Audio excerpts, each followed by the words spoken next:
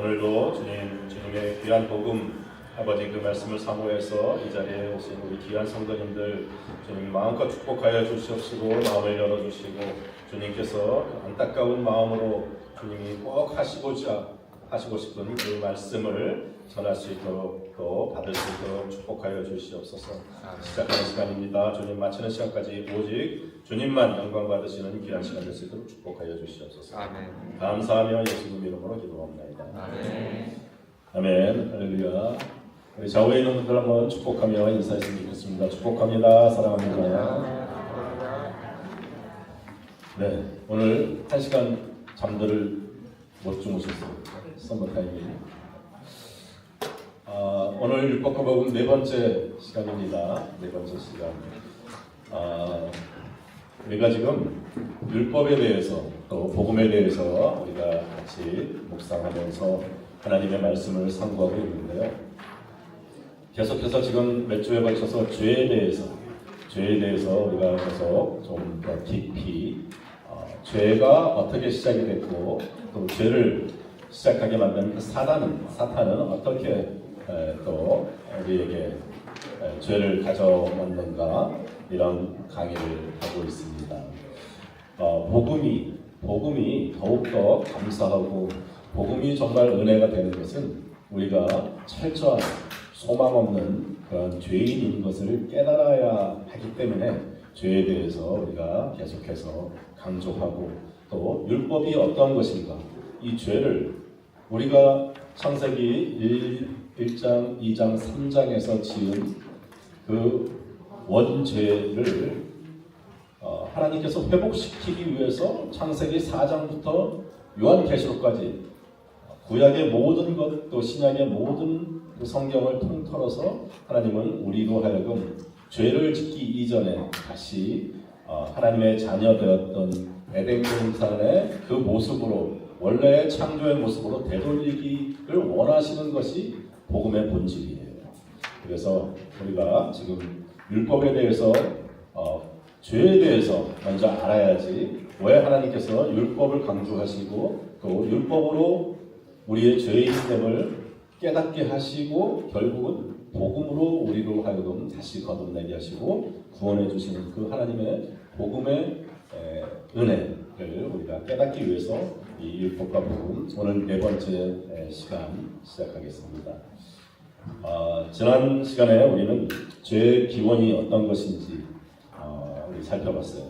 왜 하나님께서 사단을 만드셔서 우리를 이렇게 힘들게 고생을 시키실까 하는 것에 대해서 살펴봤고요. 또 왜 아담과 하와에게 선악과를 허락하시고 자유의지를 허락하셔서 우리에게 죄가 들어오는 것을 전지전능하신 하나님께서 그냥 그렇게 내버려 두셨는가 하는 그러한 것들에 대해서 우리가 좀 살펴보고 그래서 사단을 하나님께서 만들기 위한 목적이 아니었다는 것을 이야기했습니다. 하나님께서는 사단을 만들기 위해서가 아니라 하나님께서는 부리는 영으로 천사를 만들고자 했던 하나님의 그 의도에 반항하는 그 천사들의 3분의 1이 하나님의 명령에 불순종해서 떨어져 나온 것들이 바로 사탄의 시작이었다 말씀을 드렸고요. 또 그들이 우리들에게 또 죄를 갖고 오게 하는 아담과 하와로 하여금 죄를 참소하게 하는 그러한 원인이 시작점이 되었다는 것을 말씀을 드렸습니다. 그래서 우리가 죄라는 그런 개념에 우리가 관역을 만들었을 때 그 타겟을 빗나가는 것을 우리가 죄라고 했는데 그 타겟을 빗나가기 위해서 타겟을 만든 게 아니죠.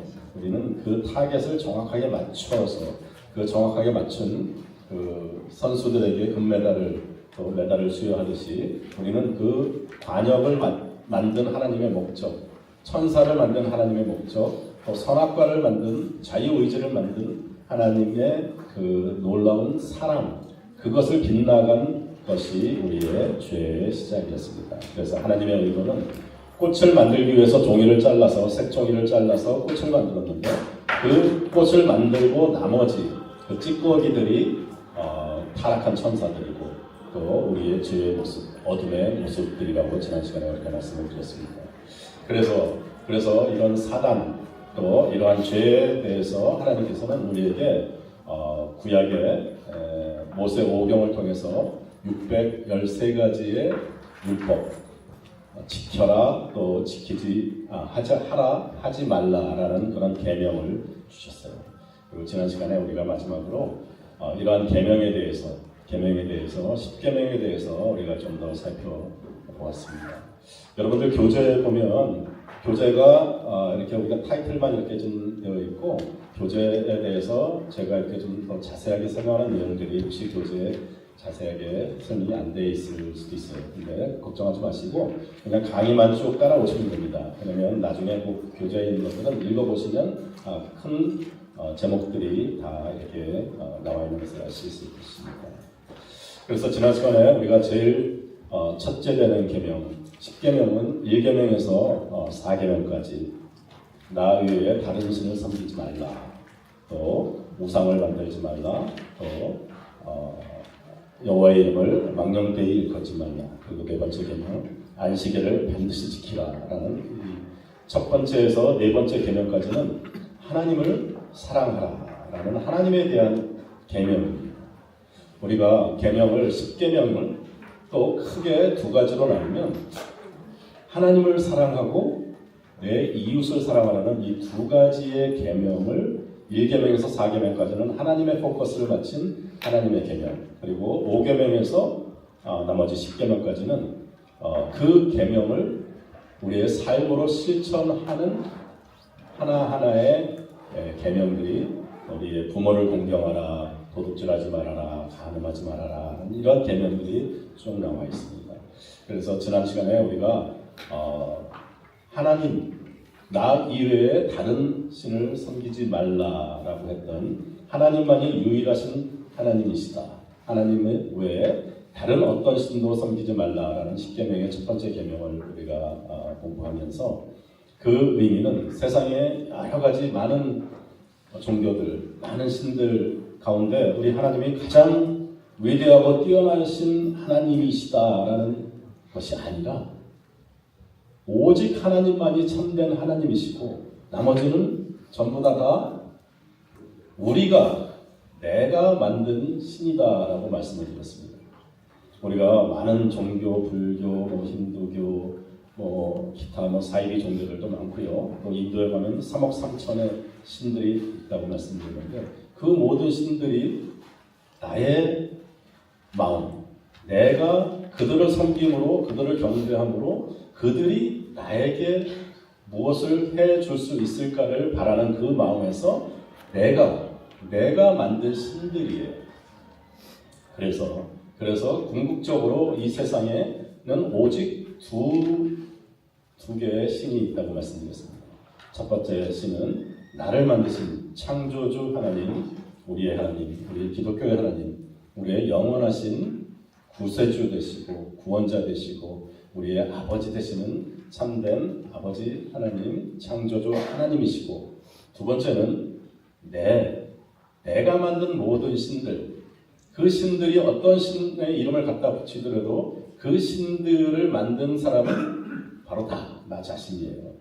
그래서 이 세상에는 하나님과 나 두 가지의 신밖에 없다. 그래서 내가 얼마나 교만한지, 내가 하나님의 자리에 오르려고 했던 그 원죄의 본질은 하나님이 나를 만드신 창조주 하나님이신데 피조물인 내가 그 하나님의 자리에 오르려고 했던, 내가 신이 되려고 했던, 지금도 끊임없이 우리가 다른 종교에 경배하고 절하는 것 같지만 내가 하나님의 자리에 오르려고 하는 그것이 세상의 모든 종교들 경배하고 우리가 숭배하고 우리가 절하고 나의 명예와 나의 부와 나의 건강과 나를 위해서 하는 모든 것들이 다 신의 모습으로 형상으로 우상으로 나타나기 때문에 하나님께서는 나 이외에 그 어떤 신도 두지 말라라고 말씀하시면서 두 번째 개념에 또 어떤 형상도 만들지 말아라. 이 형상이라고 그러면 그냥 어떤 무슨 불상이나 돌로 만든 것이나 나무나 어떤 커다란 신상이나 이러한 것만이 형상이 아니에요. 그것도 물론 형상이지만 우리의 마음 가운데 어떤 하나님의 자리에 올라서 우리의 마음 가운데 그려놓고 하나님을 지난 시간에 이런 말씀도 드렸죠. 하나님을 나의 삶의 목적에 맞게 또 내가 원하는 어떠한 것을 바라기 위해서 하나님을 그 형상으로 그려놓는다면 하나님도 역시 내가 만든 하나님, 내가 내 마음 가운데 만들어 놓은 형상에 지나지 않는다. 그것은 또한 굉장히 위험한 그러한 우상이다 말씀을 드렸습니다. 그래서 하나님께서는 나 외에 어떤 신도 섬기지 말아라. 내게 두지 말라. 또 어떠한 형상도 만들지 말라.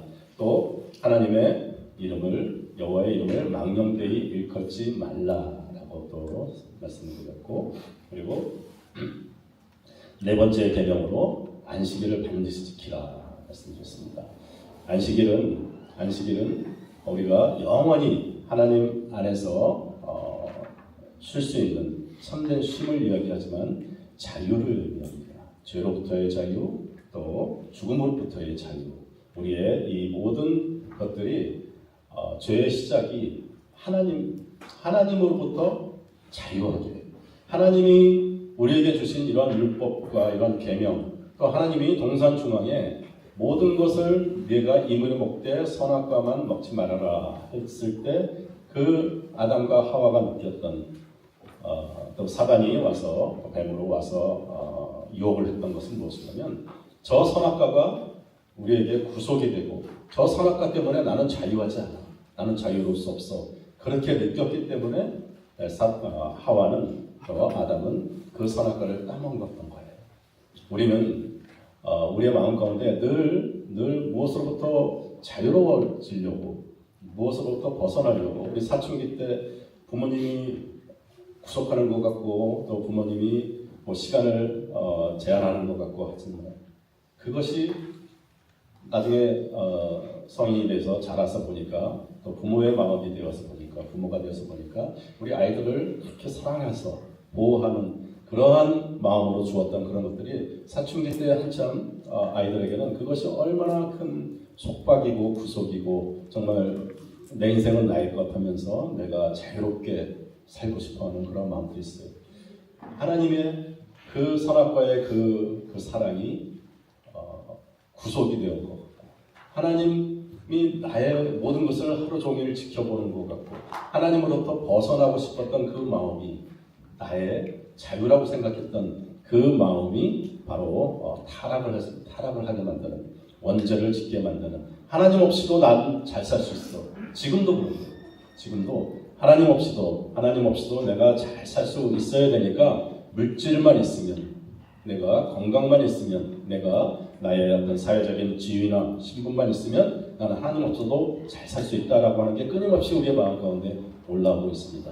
그것이 안식인데 결국은 참된 안식이 하나님 없이 있는 이 세상에 안식이 없는 거예요. 왜냐하면 우리들은 언젠가 이 세상에 끝이 있기 때문입니다. 솔로몬이 모든 것을 다 갖고도 또 세상의 모든 재물과 명예를 갖고도 그 막강한 권력을 갖고도 전도서에서 헛되고 헛되니 모든 것이 헛되다라고 이야기했던 그 이유는 이 죽음 때문입니다. 죄로부터 죽음으로부터 영원히 자유로울 수 없는 우리의 숙명 때문에 운명 때문에 이 삶은 그의 삶은 끊임없이 헛되고 헛된 것일 수밖에 없습니다. 우리는 영원히 안식할 수 없습니다. 영원히 자유할 수 없습니다. 그래서 하나님께서는 우리에게 말씀하십니다. 안식일을 지켜라. 하나님 안에서 안식을 찾으라라는 말씀입니다. 하나님 안에서 진정한 자유를 찾을 수 있고 하나님 안에서 진정한 안식을 찾을 수 있기 때문에 네 번째 계명 안식일을 반드시 지켜라라는 그 의미는 네가 하나님 없이 자유로울 수 있고 안식할 수 있다라는 것이 아니다라는 말씀을 하시면서 하나님 안에서 비로소 자유롭고 하나님 안에서 비로소 참된 안식을 누릴 수 있다. 너는 하나님이 만든 피조물이다라는 것을 우리에게 일깨워 주시는 것이 바로 네 번째 계명 안식일을 반드시 지키라는 것입니다. 그리고 오늘 다섯 번째 계명부터 열 번째 계명까지 간단하게 우리 한번 좀 살펴보기를 원합니다. 우리의 이 계명 하나님께서 주신 다섯 번째 계명부터 열 번째 계명 이 계명들은 하나님께서 다른 어떤 우리가 세상을 살아나가면서 사회생활을 하면서 또 이웃과 관계를 잘 맺으라고 하면서 주신 계명이 아니에요. 여러분들 성경은 윤리책이나 도덕책의 관점에서 보시면 안 됩니다. 성경은 굉장히 페이지를 아끼고 성경의 말을 굉장히 아끼는 책이 성경책이에요. 성경 말씀에 여러 군데에서 우리가 인용을 해서 물론 삶의 지혜도 찾고 또 우리가 살아나가면서 하나님께서 주시는 그러한 윤리적인 도덕적인 그러한 삶의 어떤 지혜를 주님께서 주시기도 하지만 그것이 목적이 아니다라는 것을 여러분 꼭 명심하시고 모든 것은 하나님 나라의 관점에서 하나님이 왜 우리에게 이런 계명을 주셨을까? 왜 이 말씀을 주셨을까를 하나님의 관점에서 구원의 관점에서 보셔야 됩니다.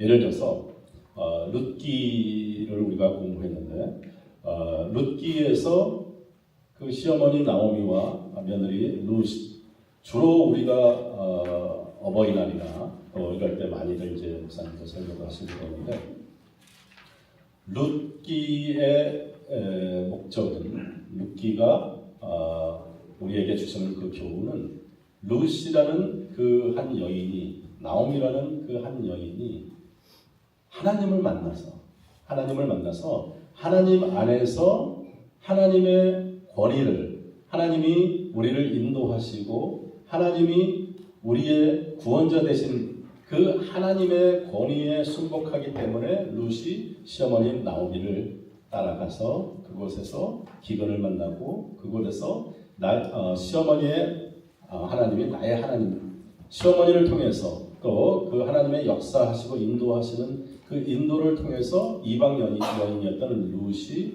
하나님께 돌아와서 하나님의 역사를 이루어가는 그러한 스토리입니다. 고부간의 갈등이나 이런 것으로 국한되시면 성경을 너무 조금밖에 잘 우리가 못 보는 거예요.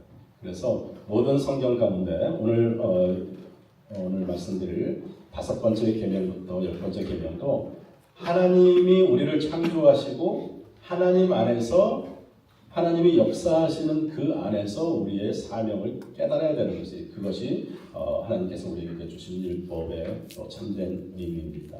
그래서 이 다섯 번째 내 부모를 공경하라라는 이 계명부터 계속 나오는 이 계명도 하나님이 우리를 창조하셨다라는 하나님의 권위를 인정을 하기 때문에 이 계명들이 우리가 순복할 수 있는 거예요. 우리의 부모님들 때로는 우리 부모님들에 대한 또 이렇게 실망도 있을 수 있을 거고 또 하나님을 잘 모르시는 부모님들도 있겠어요. 근데 그 부모님의 어떤 그런 모습을 보는 것이 아니라 하나님이 우리에게 허락하신 그 부모님 그리고 우리의 부모님과 자녀와의 그 관계 속에서 하나님의 사랑을 조금이라도 우리에게 맛보라고 하나님의 부모의 그 안타까운 그 사랑이 어떻게 우리 자녀들에게 전달이 되고 또 자녀들이 부모를 왜 공경을 해야 되는가 이러한 율법의 다섯 번째 계명은 하나님의 권위에 대한 순종입니다. 우리가 어떠한 부모님을 만나서 어떻게 자라고 이러한 데서 포커스가 아니라 하나님이 허락하신 나의 부모님, 나의 또 자녀들에 대해서 하나님을 사랑하기 때문에 내가 부모님을 사랑하고 하나님을 사랑하기 때문에 하나님이 허락하신 나의 자녀들이기 때문에 우리는 최선을 다해서 우리의 자녀를 사랑합니다. 그 하나님의 그 권위, 하나님이 만드신 하나님이 우리에게 허락하신 그 부모를 우리는 공경해야 한다라는 말씀을 지금 하시는 거예요. 그리고 여섯 번째 계명으로 하나님께서 우리에게 이러한 말씀을 주시지요.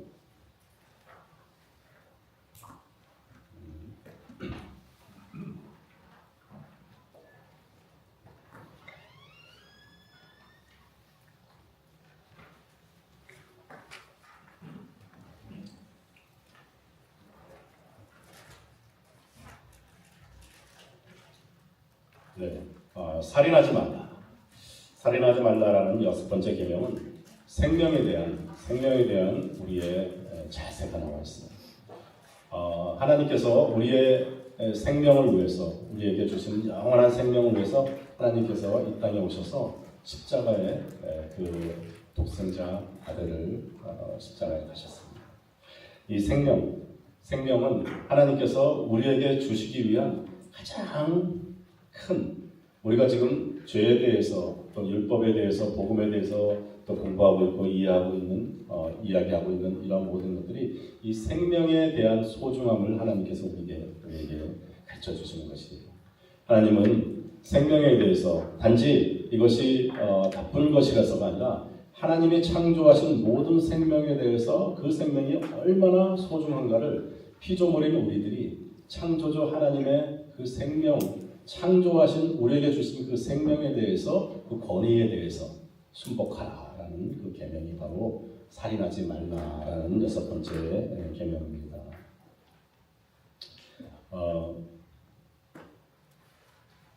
우리가 하나님께서 살인하지 말라라는 계명, 또 부모를 공경하라는 개념, 또 간음하지 말라, 또 도덕질하지 말라, 남의 것을 해하라고 거짓 증거하지 말라, 또 탐내지 말라라는 계명을 10가지 계명을 주셨는데, 특별히 살인하지 말라라는 계명은 애굽에서 수없이 많은 그 애굽에서 400년 동안 이스라엘 백성들이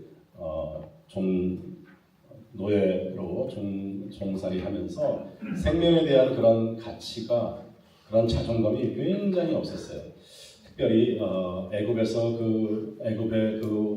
바로와 그 왕들에게 노예는 거의 뭐 동물과 같이 다름없이 그렇게 취급을 받을 정도로 아주 심한 그래서 이 이스라엘 백성들이 광야에 처음 나왔을 때도 서로 생명에 대한 그런 자존감, 서로를 존중하며 서로에게 어떠한 그런 인격적인 이런 것들이 굉장히 낮은 그런 상태에서 계명으로 특별히 서로 살인하지 말라라는 그런 계명을 주셨습니다.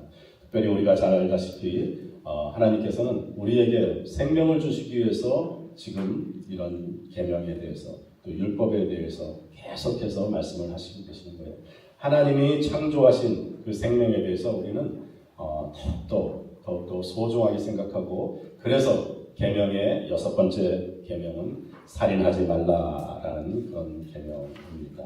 그리고 일곱 번째 간음하지 말라라는 그 계명은 결혼 생활의 신성함을 강조하는 말씀입니다.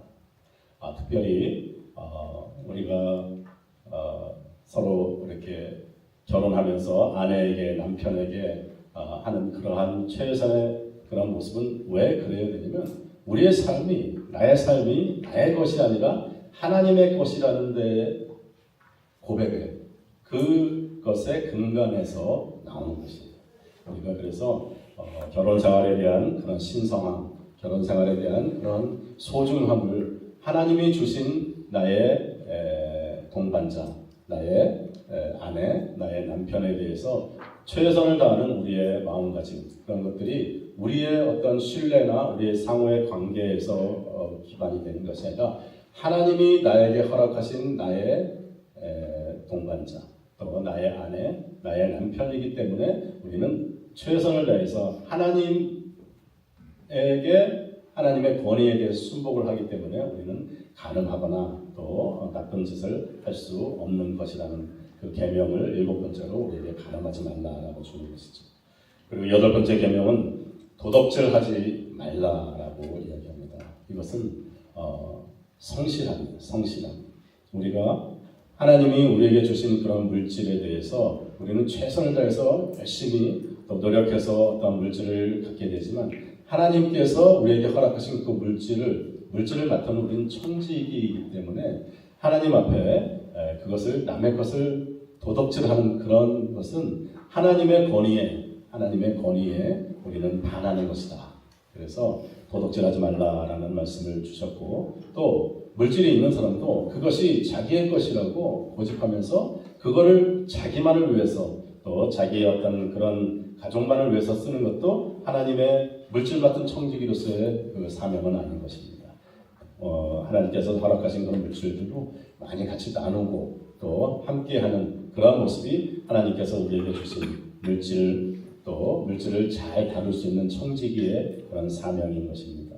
그래서 8번째 계명 도덕질하지 말라라는 계명 역시 마찬가지로 하나님의 권위에 우리가 순종하고 하나님의 관점에서 우리가 바라볼 때 우리는 남의 것을 도덕질할 수 없습니다. 남의 것을 탐할 수 없고 또 내가 조금 더 가졌다고 내 것을 지키면서 남에게 베풀지 않고 또 자기만 위해서 쓰는 것도 또 역시 그것도 도덕질의 한 종류다라고 말씀을 하시는 것입니다.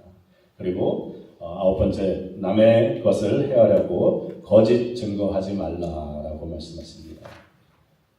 때로는 우리는 지연, 혈연 또 이런 내가 잘 아는 그런 인연으로 인해서 거짓 증거를 할 수 있다라는 것입니다. 교회에서도 또 우리 믿음의 공동체 안에서도 그러한 거짓 증거, 특별히 이스라엘 공동체 안에서는 그런 것들이 너무 많았어요. 그래서 그러한 거짓 증거로 인해서 약한 자, 또 조금 연약한 그러한 부분들, 그런 사람들에게 많은 피해가 갔었고, 그래서 하나님께서는 또 계명으로 거짓 증거로 남을 해하기 위해서 거짓 증거를 하지 말라라고 말씀을 하시고 또 마지막으로 10번째 계명에서는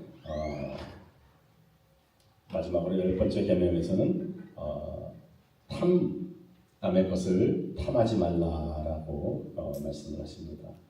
근데 간음하지 말라, 또 도둑질하지 말라 이런 것하고 또 남의 것을 탐하지 말라라는 것하고 또 중복되는 것 같기도 한데 이것은 중복이 아니고 비교하지 말라라는 거예요.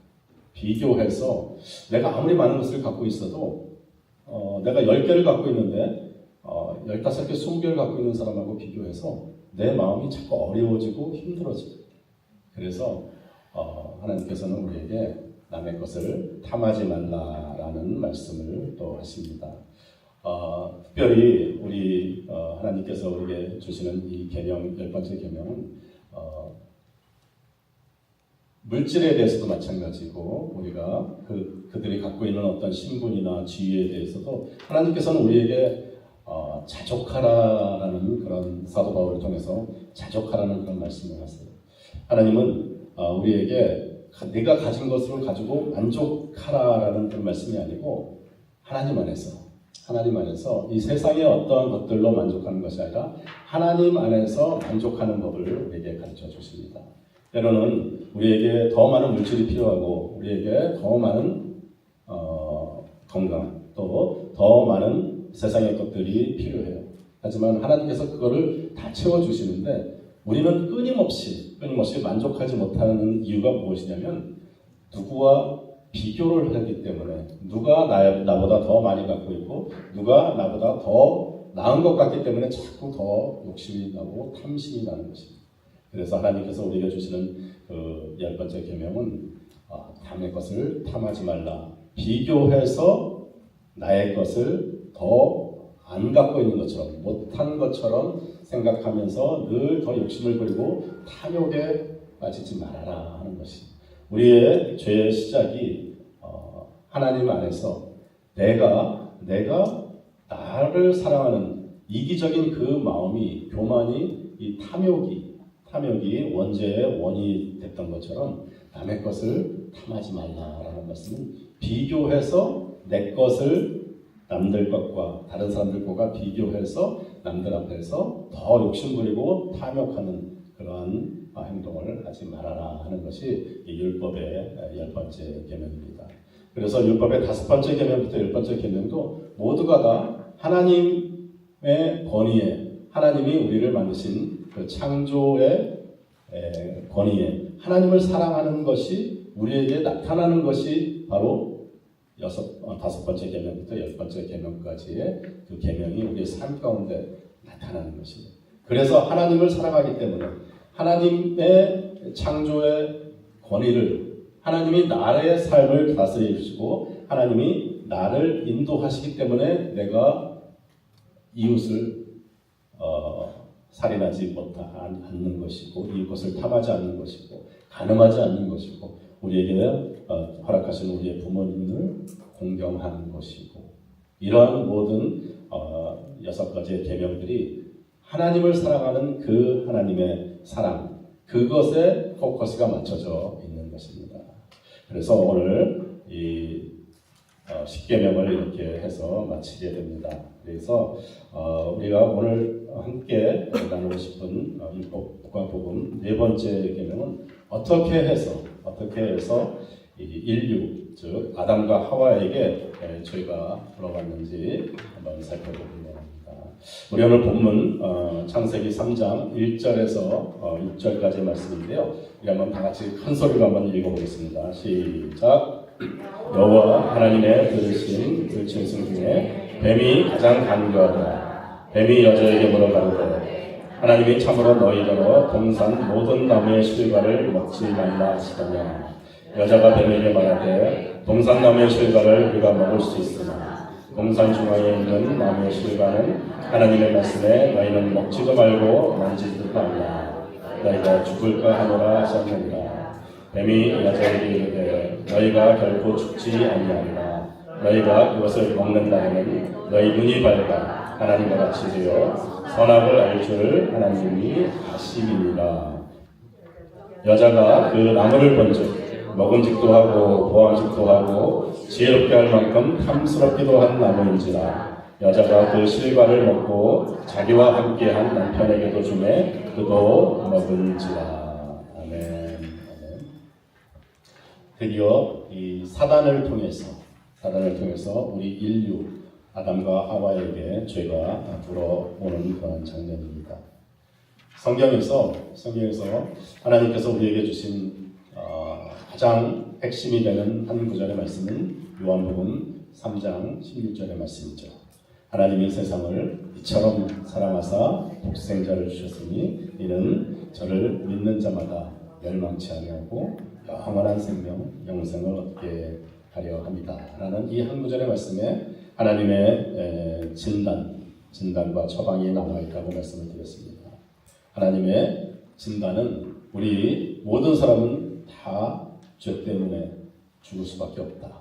그런데 하나님의 처방은 그 독생자 예수 그리스도를 믿는 믿음으로 우리는 영원한 생명을 얻는다라는 그 말씀이었습니다.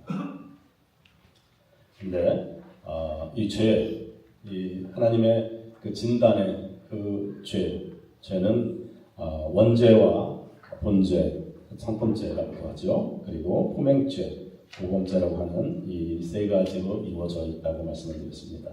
원죄는 우리들이 죄인으로 태어났다는 것이고, 또 성품죄는 우리들이 죄인으로 태어났기 때문에 언제나 죄를 지을 생각을 한다는 그런 부분이고, 세 번째 포맹죄는 우리가 실제로 살아가면서 죄를 짓는다는 그런 부분입니다.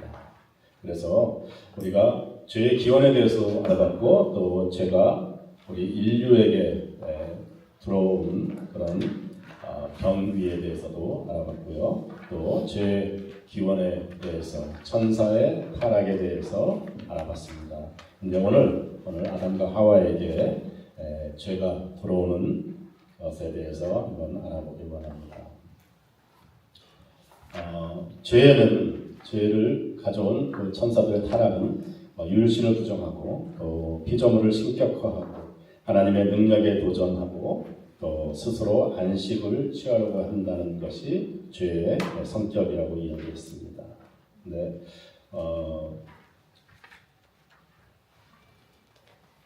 근데 오늘 이 인간 즉 인류 아담과 하와에게 죄가 들어올 때 어떻게 해서 죄가 들어왔는가라는 것을 교재에서는 이렇게 이야기합니다.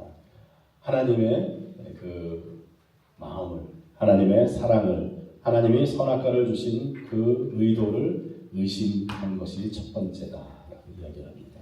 그리고 그 선악과를 바라보면서 우리가 하나님의 사랑을 바라보는 것이 아니라 하나님의 그 사랑의 교제의 선악과를 바라보는 게 아니라 마음의 의심을 갖고 바라보고 그 형상 같은 우리의 마음 가운데 그려놓은 우리의 욕심과 탐심을 계속해서 바라보면서 그것이 보암직도 하고 또 먹음직도 하고 지혜롭게 할 만큼 탐스럽게 한다라는 그런 생각을 갖게 되는 것입니다.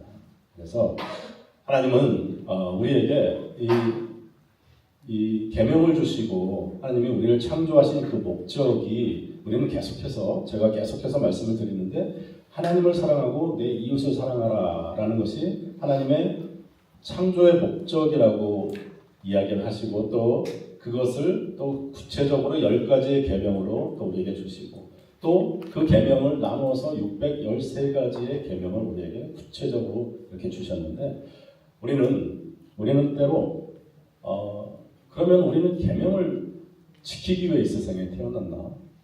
그리고 하나님이 너무 좀 야속하게 느껴지고 섭섭하게 느껴지는 것이 그런 계명을 지키지 않으면 우리를 사랑하지 않으실 것 같고 축복하지 않으실 것 같고 또 그런 마음들이 있어요. 그런데 하나님이 우리를 창조하신 목적은 사랑입니다. 우리를 이 땅에 지으신 목적은 하나님이 우리를 사랑의 대상으로 여러분은 사랑받기 위해서 이 세상에 태어난 분들이에요. 하나님의 사랑하는 자녀, 아들로 딸로 하나님이 이 세상에 만들었다는 것이 가장 큰 우리의 존재의 이유고 하나님의 창조의 목적입니다. 하나님을 사랑하고 이웃을 사랑하라는 그 계명은 우리가 하나님이 사랑하는 하나님의 자녀로 만들어져서 태어나서 하나님과 함께 그 사랑을 나누면서 하나님과 교제하면서 나가기 위한 방법으로 하나님을 사랑하고 내 이웃을 내 몸과 같이 사랑하라는 것인데 가장 그 안에 하나님께서는 요한일서 4장 7절과 4장 8절에 이렇게 말씀하시죠. 사랑하는 자들아 우리가 서로 사랑하자. 사랑은 하나님께 속한 것이니 사랑하는 자마다 하나님께로 나서 하나님을 알고 사랑하지 아니하는 자는 하나님을 알지 못하나니 이는 하나님은 사랑이시니라 라고 말씀하십니다. 하나님이 우리를 만드신 창조의 목적은 우리를 자녀, 우리를 아들, 딸로 사랑을 주시기 위해서 하나님은 사랑이십니다. 하나님의 사랑을 우리에게 주시기 위해서 만드신 거고 창조하신 거고 영원히 하나님과 그 사랑의 교제를 함께 나누고 싶어하는 것이 하나님의 창조의 목적이에요. 그런데 그 안에 하나님께서 우리에게 주신 계명, 2가지의 계명, 크고 첫째 되는 2가지의 계명은 하나님을 사랑하고 내 이웃을 사랑하면 그 안에서 하나님이 창조하신 그 하나님의 사랑을 충만하게 우리가 풍성하게 느끼면서 하나님과 영원히 같이 살아갈 수 있다라는 그런 말씀입니다. 근데 때로는 이 계명이 그게 잘 안 느껴지고 하나님 앞에 우리가 이스라엘 민족할 때도 그랬어요. 이스라엘 민족할 때도 우리가 성경에 보면 계속해서 나오는 것이 너희들이 내 말을 듣고 내 계명을 잘 지키면 나는 너의 하나님이 되고 너는 나의 백성이 될 것이라는 그 계명이 그 언약이 계속해서 아브라함부터 계속해서 내려오는 그 계명. 그러니까 우리는 자꾸 계명에 대해서 이렇게 좀 거부감도 좀 있고 조건부로 우리가 하나님 앞에 사랑받고 하나님 앞에 복받는 것 같은 그런 것을 느낍니다. 그래서 오늘 계명이 우리가 10가지 10계명도 살펴봤지만 이 계명이 과연 어떠한 의미인가라는 것을 한번 총괄하면서 한번 좀 살펴보기 바랍니다. 율법이라고 표현도 하기도 하고 또 10계명 또 613가지 구약에 있는 모든 그 계명을 통틀어서 하나님이 우리에게 계명을 주신 목적은 바로 사랑입니다. 사랑. 계명은 사랑이다. 왜냐하면 이스라엘 백성들을 광야에서 이끌어내서 하나님께서 시내산에서 언약을 했습니다. 너희들이 내 계명과 율법을 잘 지키면 너희는 나의 백성이 되고 나는 너희의 영원한 하나님이 되겠다라고 말씀을 하시는데 그 전에 아무런 조건도 없이 아무런 이스라엘 백성들이 아직 애굽의 노예이었을 때 하나님께서는 이스라엘 백성들을 그곳에서 구원해 내려고 요셉을 통해서 그 요셉의 70명의 가족들이 애굽으로 들어가고 400년 동안 애굽에서 200만의 이스라엘 백성들이 또 노예로 신음하고 있을 때 아무런 조건 없이 하나님께서 찾아가셔서 이스라엘 백성들을 구원해내십니다. 계명은 하나님이 우리를 사랑하기 위한 조건이 아니라 이 계명은 이스라엘 백성들이 광야에서 오랜 노예 생활 동안에 타성에 젖었고 또 자존감이 완전히 바닥에 있을 때 이들이 하나님을 잘 모르고 있었을 그때 하나님께서 그들을 그 노예의 신분에서 애굽에서 이끌어내시고 그들에게 주신 하나님의 귀한 사랑이에요. 우리도 이 자리에 지금 와서 하나님이 주시는 귀한 율법과 계명에 대해서 복음의 비밀에 대해서 공부하고 있고 또 예배드리고 있지만 우리가 하나님을 알기 전부터 우리가 아직 죄인 되었을 때 하나님을 모를 때 하나님께서는 우리를 찾아오셨어요. 우리를 찾아오셔서 우리의 마음 가운데 오셔가지고 우리를 구원해 주신 하나님의 사랑입니다. 계명도 역시 마찬가지고 이스라엘 민족들을 그 애굽에서 이끌어낼 때도 하나님께서는 아직 하나님에 대해서 모를 때, 아직 우리가 죄인 되었을 때 하나님이 우리를 손바닥에 새기고 우리를 태초부터 하나님의 자녀로 삼아주셨던 하나님께서 우리에게 찾아오셔가지고 우리를 구원해 주시고 그리고 계명을 주시는 거예요. 그 다음에 너희가 내 말을 잘 듣고 나의 계명을 잘 지키고 나의 율법을 잘 지키면 나는 영원히 너희와 함께 동행하겠다라는 것이 하나님의 약속입니다. 그것이 계명의 진정한 의미이고요. 우리 아이들에게 이제 아이들이 어렸을 때 보면 크리스마스 때 뭐 이럴 때 보면 선물을 이렇게 주잖아요. 그러면서 너희들 공부 잘하고 엄마 아빠 말 잘 들으면 크리스마스 때면 너희들이 갖고 싶은 선물을 해줄게. 뭐 그렇게 이야기를 합니다. 근데 실제로 크리스마스가 되면 이 아이가 말을 잘 들었던, 공부를 잘했던, 그냥 엄마 아빠는 아이들에게 최선의 선물을 다 주면서 함께 기뻐하죠. 우리가 많은 것을 기도하고 또 하나님 앞에 많은 것을 가지고 또 약속을 하고 기도하지만 실제로 우리가 지키는 계명보다 지키지 못하는 계명이 더 많아요. 하나님이 하라고 하는 그 계명에 하나님의 말씀에 따르지 못할 때가 더 많습니다.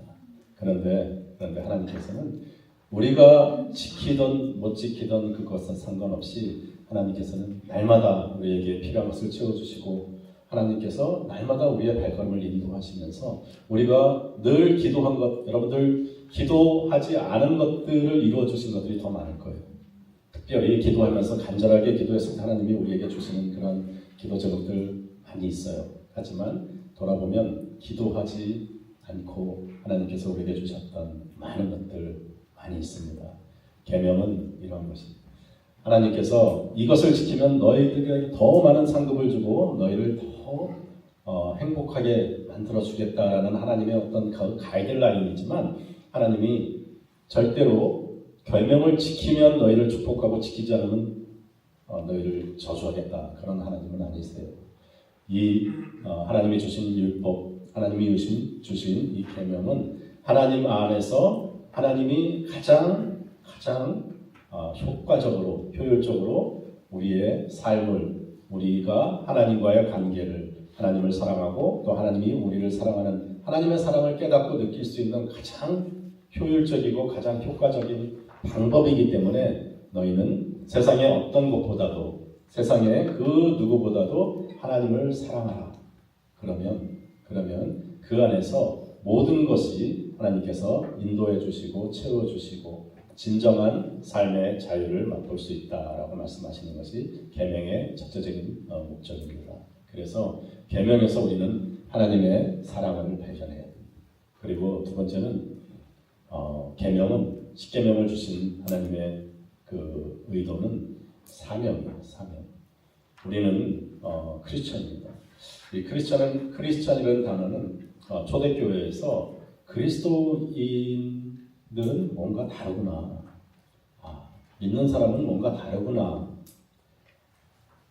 크리스천들의 모습, 초대교회의 모습은 서로의 쓸 것을 같이 통용하면서 하나님 앞에서 사랑을 나누고 정말 아름다운 그런 공동체를 만들어가는 모습들을 로마 사람들이나 이방인들이 보면서 저 사람들은 그리스도를 믿는 사람들이야. 저 사람들은 크리스천이야. 라고 얘기했던 것이 바로 크리스천의 본분이에요. 근데 우리가 요즘은 참 크리스천에 대한 그런 이미지가 참 많이 떨어져 있어요. 우리가 하나님을 사랑한다고 고백을 하면서도 하나님 앞에 정말 엎드려서 기도하며 나간다고 계명을 지킨다고 이야기하면서도 우리의 마음 가운데는 조금 좀 게을러지기도 하고 또 타협하기도 하고 하면서 하나님의 사랑에 대해서 표현을 할 수 있는 그런 방법들이 굉장히 좀 안 좋은 쪽으로도 많아요. 그런데 하나님께서 우리에게 주시는 이 율법, 이 계명에 대해서 계속 강조하고 싶은 그 이유가 뭐냐면 크리스천으로서 하나님의 사명 맡은 자로서 하나님의 말씀 맡은 자로서 어떻게 살아나갈 것인가, 하나님의 사랑을 어떤 식으로 표현을 할 것인가에 대해서 우리에게 구체적으로 말씀해 주시고 있는 것이 바로 계명의 그 목적이에요. 그래서 세상 사람들이 바라볼 때 저 사람들은 이렇게 하면 주일날 또 일도 하고 주일날 가서 열심히 일하면 돈을 더 많이 벌 수도 있을 텐데, 근데 우리는 주일을 성수하면서 하나님 앞에 나와서 예배드리는 것이 진정한 자유고 진정한 안식이다라는 것을 우리가 세상 사람들에게 보여주는 것은 무엇이냐면 그렇구나. 크리스천들의 모습이구나. 하나님을 사랑하는 것이 우리의 하나님을 사랑하는 그 모습들이 나타나는 것이 바로 계명입니다. 그래서 부모를 존경하고 가늠하지 않고 도둑질하지 않고 또 이웃을 거짓 증거하지 않고 또 다른 사람의 것을 탐심을 갖지 않는 그러한 모습들이 하나님께서 우리를 크리스천으로서 부르심에 대한 우리의 구체적인 하나님을 사랑한다라는 고백에 대한 우리의 삶의 모습들인 것입니다. 그래서 이 계명은 하나님이 우리를 사랑하는, 하나님이 우리에게 사랑한다라는 그러한 하나님의 고백이고, 또 우리의 고백은 하나님, 저희도 하나님을 사랑합니다.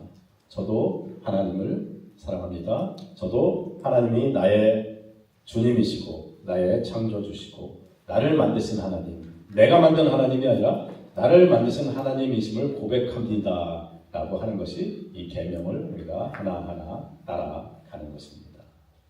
그래서 이 계명에 하나님이 주신 우리의 목적은 계명을 지켜서 너희에게 복 준다는 것이 아니라 계명 때문에 우리가 하나님의 자녀, 계명 때문에 하나님이 나를 사랑하고 또 계명 때문에 내가 하나님을 사랑합니다 라고 고백하는 것이 이 계명의 진정한 목적인 것입니다. 그래서 오늘 이 계명에 대해서 또 살펴봤습니다. 이 계명은 율법이고, 율법은 하나님이 우리에게 보여주신 그러한 10가지의 십계명에서 나타나는 것이죠.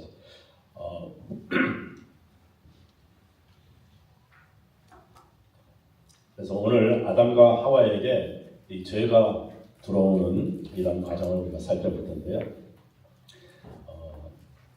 하나님께서, 우리가 지난 시간에도 계속 말씀을 드렸는데, 하나님께서 동산 중앙에 선악과를 만들어 놓으셨어요.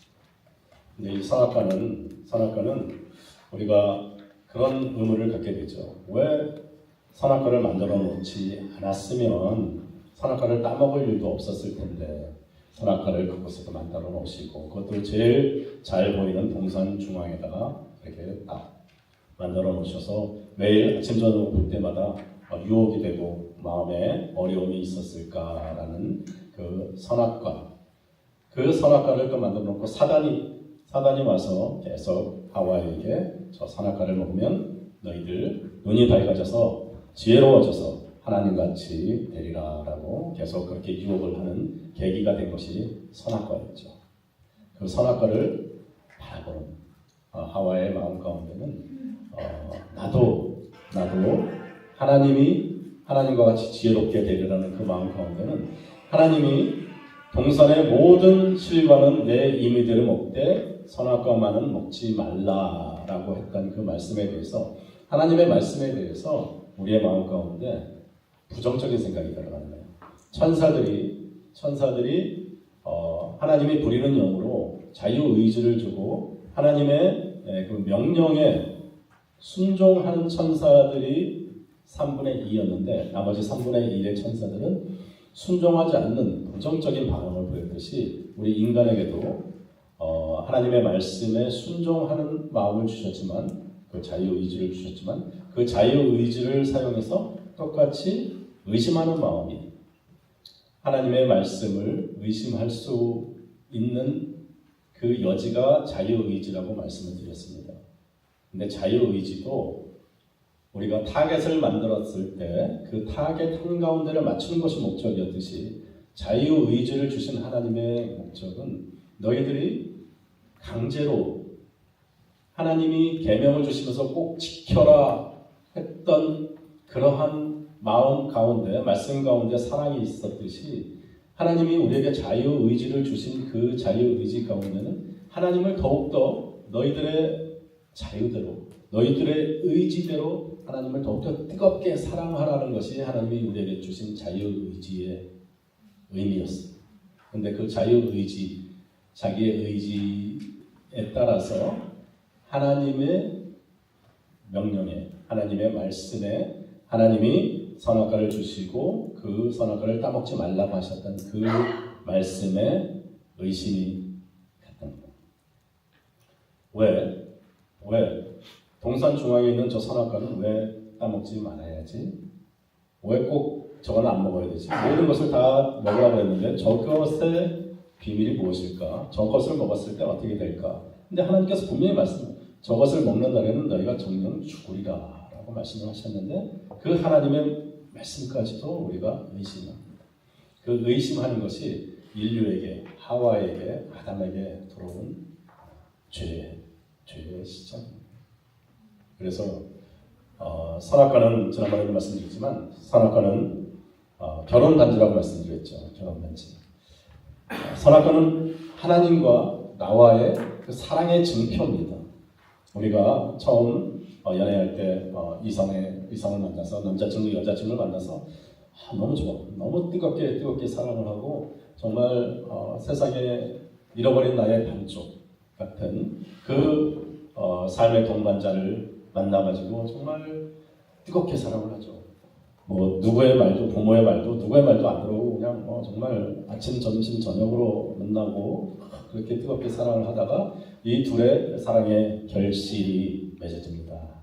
둘이 우리 평생을 함께 하자라고 하면서 서로 사랑의 고백을 하고 또 프로포즈를 해서 결혼 반지의 의미는, 이 결혼 반지를 볼 때마다 세상에 수많은 여자가 있고 수많은 남자가 있지만 이 결혼 반지는 당신과 나와의 그 사랑의 언약이고 사랑의 증표.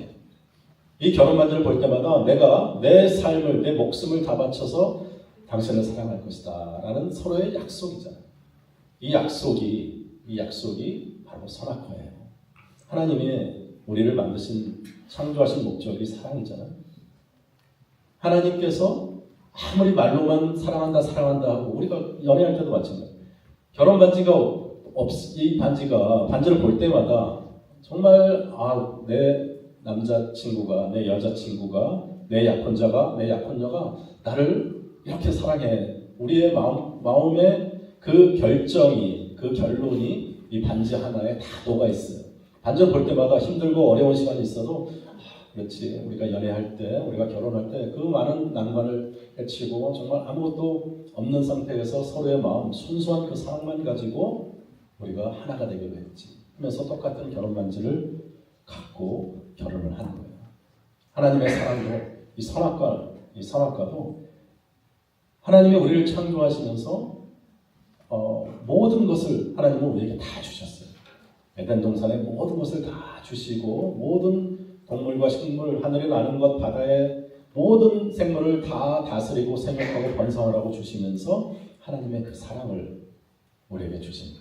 또 우리도 하나님의 그 사랑에 늘 아침, 점심, 저녁으로 동산 중앙에 그 선악과를 바라볼 때마다 하나님이 저기 계셨구나.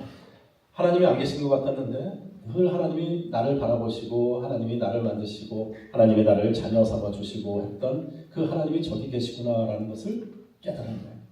그래서 선악과를 볼 때마다 기쁨이 있고 결혼 반지를 볼 때마다 우리의 사랑을 다시 한번 확인하고 했듯이 근데 어느 날 결혼을 하고 이제 시간이 지나고 이러다 보니까 이 결혼 반지는 그냥 하나의 그냥 손가락에 있는 반지고 의미가 자꾸 퇴색이 되는 거예요.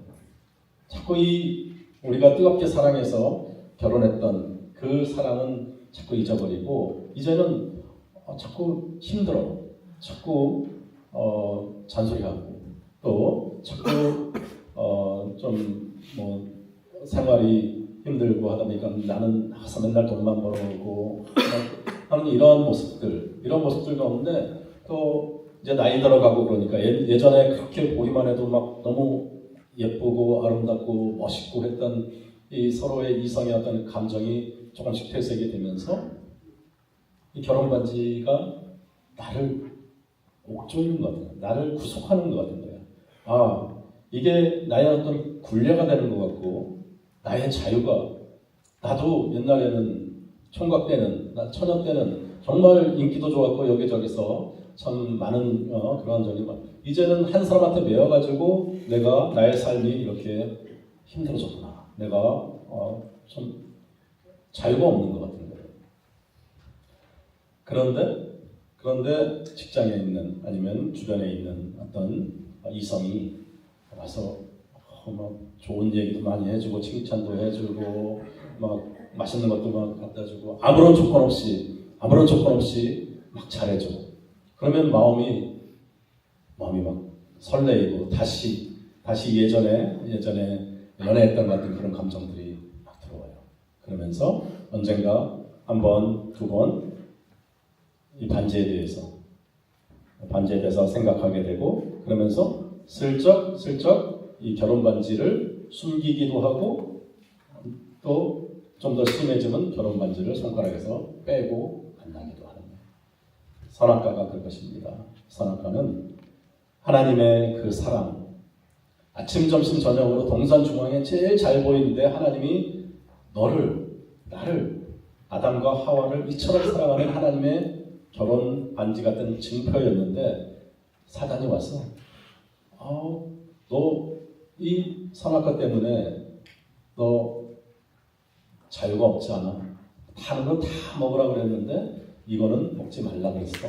저거를 먹는 날에는 너가 하나님같이 지혜롭게 되고 하나님과 같이 되리라 라는 그 말씀을 하실 때 마음이 움직이는 거예요. 마음이 그럴까 하면서 그 말씀에 대해서 의심하는 그 마음이 들어온 게 바로 인류에게 하와를 통해서 아담을 통해서 우리에게 죄가 들어온 그 계기가 되는 것입니다. 그렇지 않죠. 선악과의 진정한 의도는 하나님이 우리를 뜨겁게 얼마나 사랑하시는가 하는 그 목적인 것입니다. 그리고 그러면 자유의지는 하나님께서 왜 우리에게 그냥 그럼 선악과도 따먹지 못하도록 주지 않았으면 그냥 하나님만 사랑하도록 하나님만 바라보도록 했으면 좋았을 텐데, 그죠? 근데 자유의지도 지난번에 말씀드린 것처럼 우리는 그냥 프로그래밍 해놓은 것 로봇처럼 프로그래밍 해놓은 것처럼 우리는 일방적으로 하나님을 사랑하는 그러한 하나님을 보기만 하면 그냥 사랑하는 그러한 로봇의 어떤 그러한 존재가 아니죠. 하나님은 우리를 하나님의 형상대로 창조하셨다고 말씀을 하시는 거예요. 그래서 하나님을 사랑할 수도 있고 사랑하지 않을 수 있는 우리의 의지를 통해서 하나님께서는 우리의 사랑의 고백을 받으시길 원하시고 사랑의 교제를 나누시기를 원하시던 것이 우리에게 주신 자유의지의 목적이었어요. 근데 우리의 그 자유의지를 하나님을 사랑하는 쪽으로 가는 것이 아니라 하나님을 의심하는 쪽으로 시작을 했던 것이 우리의 원죄의 시작이었습니다. 그리고 두 번째는 그 선악과를 날마다 바라보면서 묵상하는 거예요. 바라보면서 보암직도 하고 또 먹음직도 하고 또 지혜롭게 할 만큼 탐스러운지라라고 계속해서 바라보고 있는 마음속에 작은 의심의 불씨가 있는데 그 의심의 불씨 속에 계속해서 그것을 바라보면서 묵상하면 계속 마음이 그쪽으로 가게 되어 있습니다. 보암직도하다라는 것은 안목의 정욕입니다. 우리가 어떤 것을 보면서 우리 교재에 나와 있지만 세상의 어떤 그런 쾌락이나 또 세상의 어떤 그런 즐거움을 우리의 육신으로 우리의 감각으로 느끼려고 하는 것, 하나님 없이 우리의 어떤 그런 쾌락을 우리가 육신을 통해서 눈을 통해서 보암직도한 것들을 찾아다니는 것이 세상의 쾌락의 세상의 가치예요. 그런데 하나님을 떠나서는 우리가 그런 걸 다 경험을 해보셨겠지만 세상의 진정한 쾌락은 없어요. 이렇게 사단이 주는 그런 쾌락은 세상의 어떤 물질이나 세상의 어떤 것으로 우리에게 주는 그런 쾌락은 오래가지 못합니다. 오래가지 못하고 결국은 더 강한 것, 더 심한 것, 더 극단적인 것을 찾아가서 정말 술로, 마약으로 이렇게 해서 결국에는 그 사단이 우리의 삶을 망가뜨리는 그러한 목적이 바로 안목의 정욕. 우리가 보암직도한 그런 것들이 하나님을 떠나서 찾으려고 하는 그런 세상적인 그런 쾌락은 전부 다 결론은 모든 것이 다 하나님을 떠나게 하고 하나님 안에서 채워줄 수 없는 그러한 것이라는 것을 여러분 명심하시기 바랍니다. 그리고 또 먹음직도하다. 우리의 육신을 갖고 있기 때문에 또 우리의 양식 또 물질들이 있어야 되죠.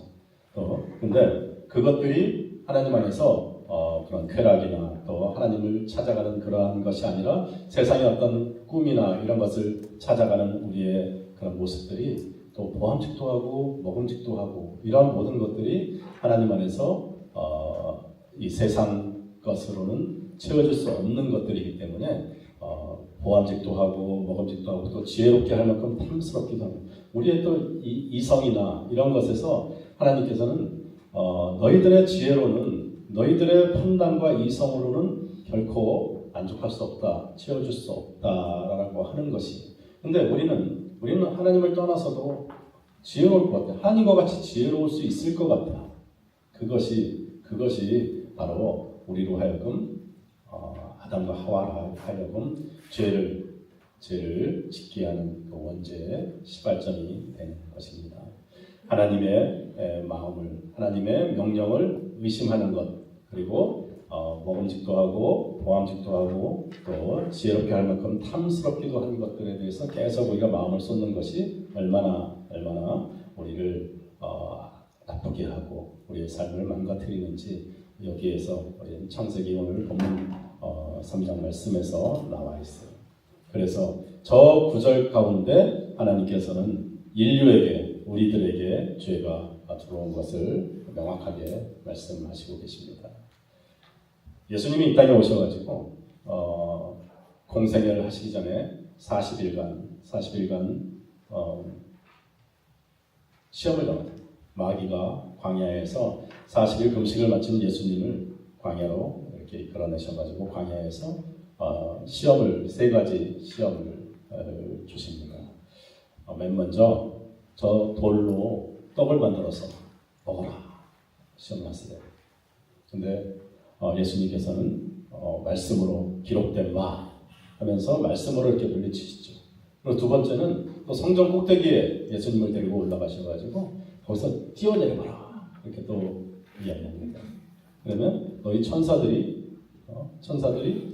너를 받쳐서 하나도 다치지 않게 하리라. 이렇게 이야기하고 또 예수님에게 모든 것을 다 온 세상에 다 주면서 나에게 한번 절을 하면 이 모든 것을 너에게 다 주겠다라고 이야기합니다.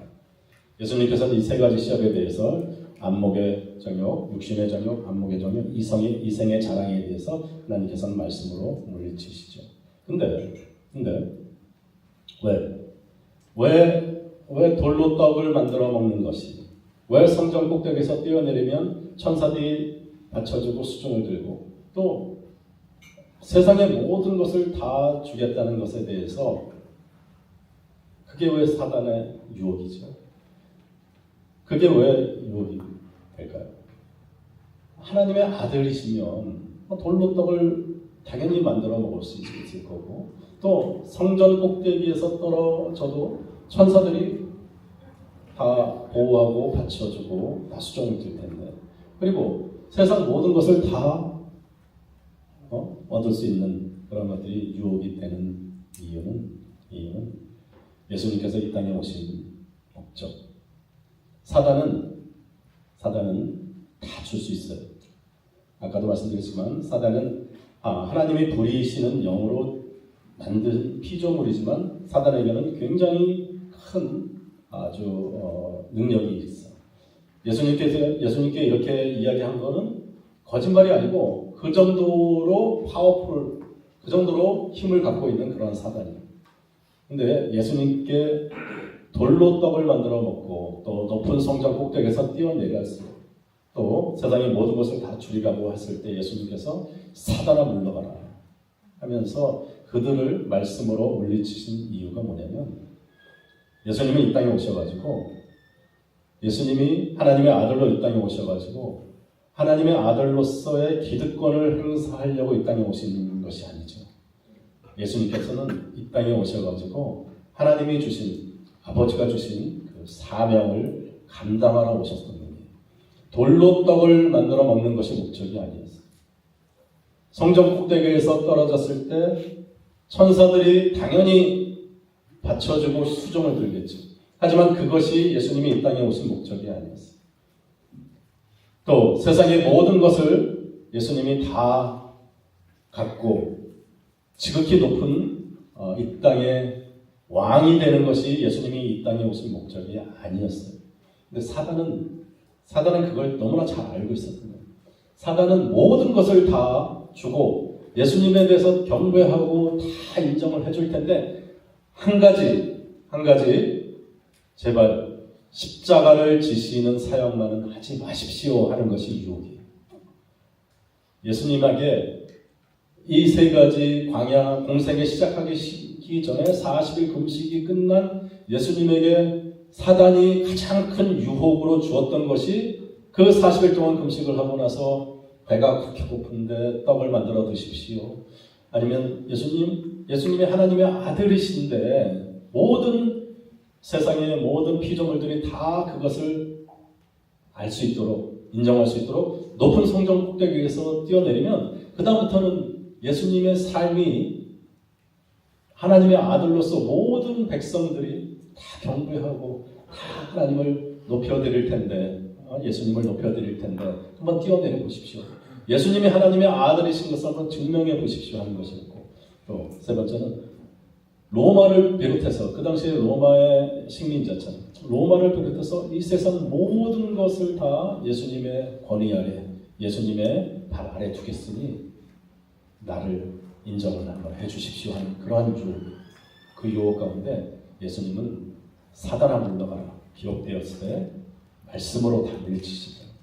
그 목적은 무엇이냐면 예수님이 이 땅에 오신 사명, 그 사명은 우리 인류를 이러한 죄로부터 구원하시려는 하나님의 그 목적, 하나님이 예수님을 이 땅에 보내신 그 사명을 감당하셔야 됐기 때문에 그것이 예수님에게 가장 큰 유혹이 됐던 것이고 사단이 예수님을 가장 크게 유혹했던 것이 세상의 모든 것을 다 줄 테니 한 가지 십자가만은 안 됩니다라는 것이 가장 큰 유혹이었습니다. 우리 사랑하는 성도 여러분, 여러분들이 많은 기도자들이 있어요.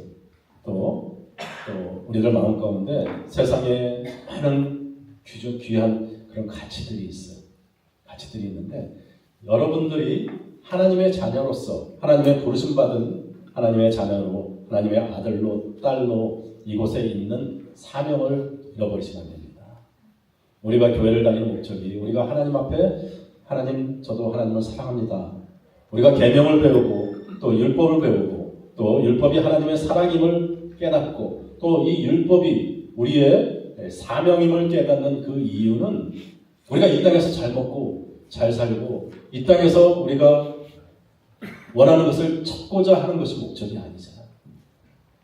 예수님을 유혹했던 사단은 지금도 우리들 마음 가운데 돌로 떡을 만들어 먹으라는 거예요. 오병이어가 최고지. 38년 된 병자가 고침을 받는 게 최고. 장님된 너의 눈을 뜨게 하는 것이 최고예요. 근데 예수님은 그게 아니라고. 하나님은 우리에게 그게 아니다. 십자가의 길로 가야 된다라는 것이 하나님의 명령이었고 사명이었고 그것이 하나님이 우리에게 율법을 주신 목적이에요. 하나님이 우리를 사랑하기 때문에 우리는 그래요 하나님 나도 하나님을 사랑해요 라고 고백하는 것이 목적이에요. 근데 그래요 나도 하나님을 사랑해요 라고 하면서 우리는 자꾸 세상 것에 더 마음을 두고 세상 것을 더 사랑하는 것처럼 행동을 하고 있어요. 예수님이 이 땅에 오셔가지고 안목의 정욕, 육신의 정욕, 또 우리 지혜롭고 탐스럽게 할 만한 이생의 자랑까지도 하나님이 예수님께서 물리칠 수 있었던 것은 그 사명을 잃어버리지 않으셨기 때문입니다. 우리에게 주신 사명은 하나님, 저도 하나님을 사랑합니다. 나보다 내가 나를 너무나 사랑하는데 내가 나를 하나님보다 더 사랑해서 우리의 안에 교만의 죄, 이기적인 그 죄가 들어왔는데 그 죄를 회개하고 이제 나도 하나님을 더 사랑합니다라는 고백이 그의 사명을 감당하는 거예요. 그 고백이 우리도 하나님의 주신 그 계명을 따라서 하나님 나도 하나님을 사랑해요. 나도 그랬기 때문에 우리 이웃을 사랑해요 라고 고백하는 하나님을 사랑하고 내 이웃을 내 몸과 같이 사랑하라는 그 계명 그 계명이 구체적으로 살인하지 말고 부모를 공경하고 간음하지 말고 또 이웃을 위해서 거짓 증거하지 말고 이웃의 것을 탐하지 말라라는 그 계명들을 지켜가는 그 크리스천의 그 사명이 하나님에 대한 우리의 고백이에요. 그렇기 때문에 우리가 선교도 하고 그렇기 때문에 우리가 전도도 하고 그렇기 때문에 예배하는 거예요. 그 은혜 때문에 그 사명 때문에 우리가 하나님이 우리에게 계명을 주시면서 계명을 잘 지키고 말씀을 잘 지키고 또 율법을 잘 지키면 축복하겠다라고 하는 그것이 아니라 하나님은 우리가 아직 죄인 되었을 때 우리를 찾아오셔서 우리를 죄에서 구원해 주셨어요. 그 독생자를 우리에게 보내주심으로써 우리에게 영원한 생명을 주신 그 은혜 때문에 우리는 하나님 앞에 우리의 사명, 하나님이 주신 우리의 사명을 감당해 나가는 것이 하나님에 대한 우리의 고백입니다. 우리의 사명의 고백이고 예수님께서 이 땅에 오신 사명을 한 번도 잃어버리지 않고 그 힘든 십자가의 길을 걸어갔었던 것처럼 우리도 하나님이 나의 하나님이시고 하나님이 우리를 창조하셨다는 것을 우리가 늘 잊지 않고 순종하며 고백하고 나가는 그러한 방법이 나도 하나님을 사랑해요 하는 것이 우리의 삶의 목적이고 그 삶의 목적 가운데 살아가는 것이 가장 우리의 삶의 공허함, 두려움, 또 허전함, 삶의 그 구멍을 메꿔갈 수 있는, 채워갈 수 있는 하나님께서 부어주시는 풍성한 은혜가 우리 삶 가운데 넘쳐 흐를 수 있는 유일한 방법이 나도 하나님을 사랑해요 라는 고백이고, 그 고백이 이 율법과 계명을 지켜나가는 것에 있는 것입니다.